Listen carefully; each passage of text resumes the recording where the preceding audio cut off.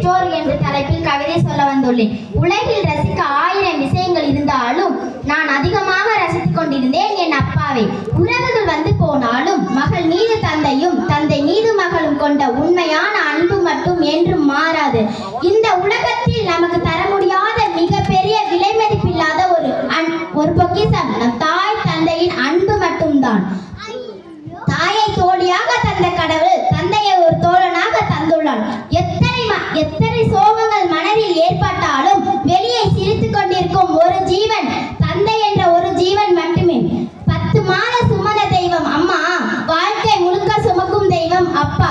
வலியை தாங்கும் கல் சிலையாகிறது. அதனை வடிவமைத்து இந்த கல் தன்னால் தான் இந்த கல் சிலையாகிறது என்று நினைத்து கொள்ளாமல், சிலையின் அழகை கண்டு பெருமிதம் கொள்ளாமல் தன் உழைப்பை மறந்து பிள்ளைகளை உயர்த்துகிறார் பெற்றோர்கள். நன்றி, வணக்கம்.